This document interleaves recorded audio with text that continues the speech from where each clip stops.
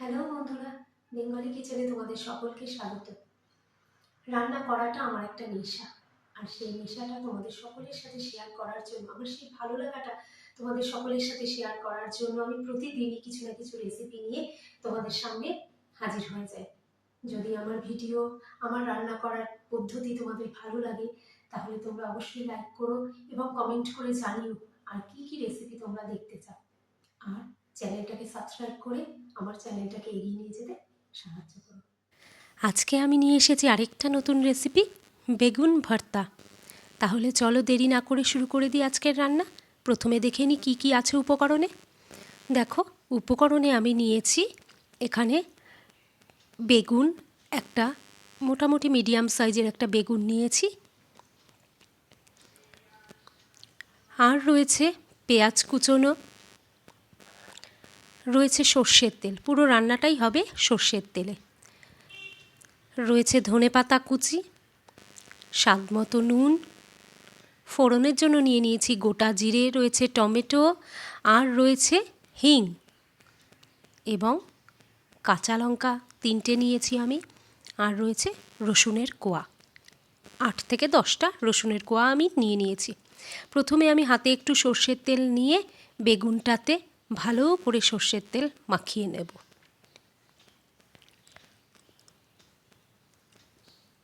দেখো, খুব ভালো করে আমি এপিট ওপিট করে মাখিয়ে নিলাম। এরপর লঙ্কাগুলোতেও একটু ওই তেল মাখিয়ে নেব, ওই হাতের তেলই আমি রসুন কোয়াগুলোতেও মাখিয়ে নেব। এরপরে আমি বেগুনটাকে লম্বালম্বি করে কয়েকটা জায়গা চিড়ে নেব।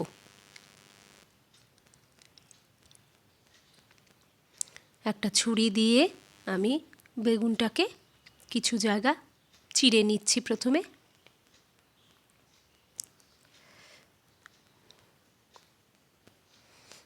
এরপর ওই চেরা জায়গাগুলোতে আমি কোথাও একটা, কোথাও দুটো করে রসুন ভেতরে ঢুকিয়ে দিচ্ছি।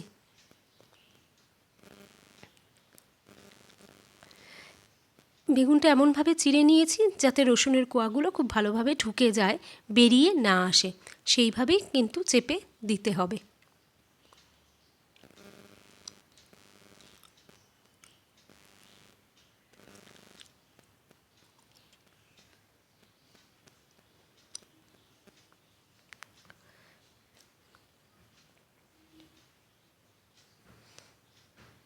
দেখো, পুরো বেগুনটাতে আমার হয়ে গেছে কিন্তু রসুন ঢোকানো।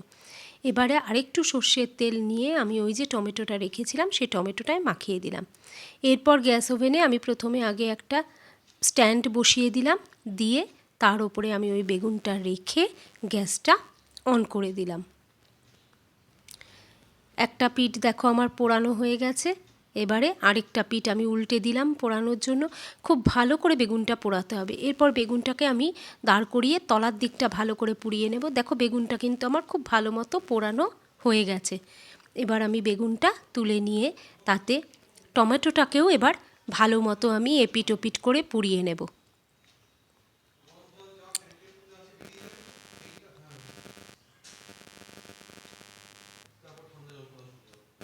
দেখো, আমার টমেটোটাও কিন্তু পোড়ানো হয়ে গেছে।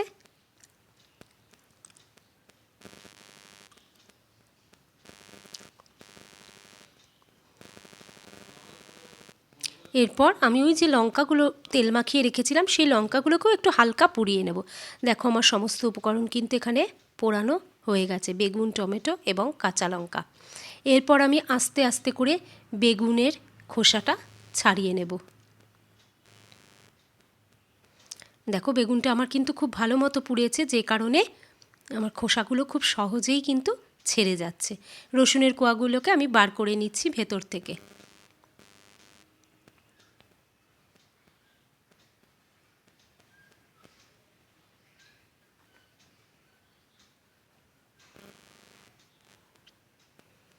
এরপরে আমি টমেটোটারও ওই খোসাটা ভালো করে ছাড়িয়ে নেব, যে পুড়িয়েছিলাম যে পোড়া খোসাগুলো সেগুলোকে আমি বাদ দিয়ে দেব।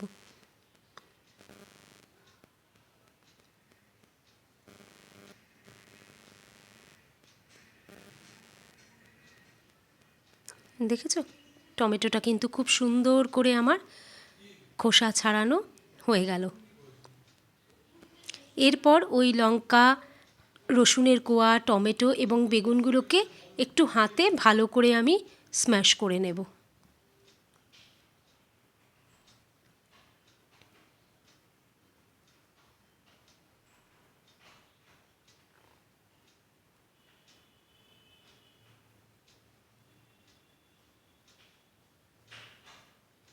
দেখেছো, পুরোটাই কিন্তু আমার অলমোস্ট মাখা হয়ে গেল।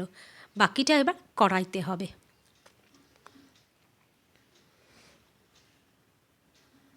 এরপর একটা কড়াই গ্যাস ওভেনে বসিয়ে গ্যাসটা অন করে দিলাম আমি। এরপর তাতে আমি সর্ষের তেল দিয়ে দিচ্ছি। খুব বেশি পরিমাণে সর্ষের তেলের প্রয়োজন নেই। সর্ষের তেলটা গরম হলে তাতে গোটা জিরে ফোড়নে দিলাম, আর সেই সাথে আমি দিয়ে দেব হিং।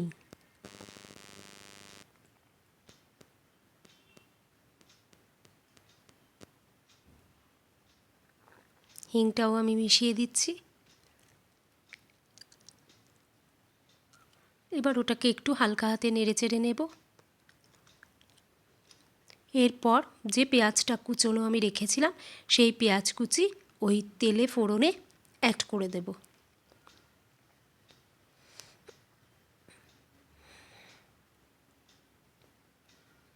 পেঁয়াজ কুচিগুলোকেও একটু ভালো করে আমি নাড়াচাড়া করে নেব।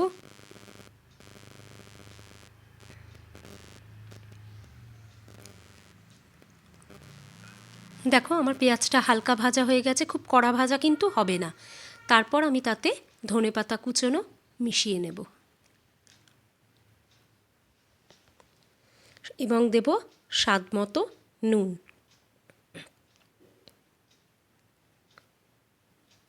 এবারে এই পুরো মিশ্রণটাকে আমি আবারও হালকা হাতে একটু নাড়াচাড়া করে নেব 1 থেকে 2 মিনিট। দেখো আমার পেঁয়াজ, ধনেপাতা এবং নুন সমস্ত কিছু ভালো মতো কিন্তু একসাথে মিশে গেছে। এরপর ওই যে বেগুনের ভর্তাটা আমি সমস্ত কিছু দিয়ে টমেটো, লঙ্কা, রসুন দিয়ে মেখে রেখেছিলাম সেটা এবার কড়াইতে দিয়ে 2 থেকে 3 মিনিট আমি নাড়াচাড়া করব।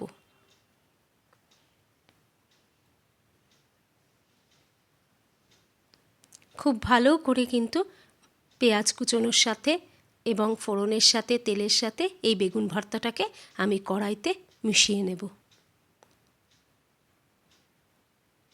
এরপর একটু খুন্তিটা দিয়ে আমি কি করছি, এই বেগুনটাকে আরও একটা স্মুথ যাতে একটা মিশ্রণ হয় তার জন্য যেটুকু জায়গায় যদি কিছু লাম্প থেকে থাকে সেগুলো যাতে মিশে যায় তার জন্য আমি একটু হালকা হাতে খুন্তিটা দিয়ে ওটাকে পেস্ট করে নিচ্ছি।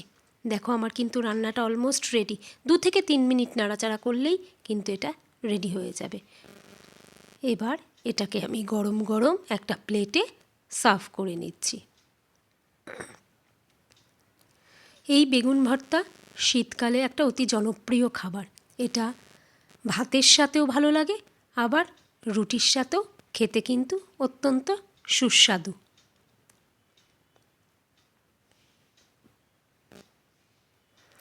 দেখো আমি সুন্দর করে ওপর থেকে ধনেপাতা কুচি দিয়ে এটাকে পরিবেশন করে দিলাম। তৈরি হয়ে গেছে আজকের আমার রেসিপি বেগুন ভর্তা। তোমরাও বাড়িতে আমার এই রেসিপি ফলো করে বানিও, আর জানাতে কিন্তু ভুলো না কেমন হয়েছে রান্নাটা।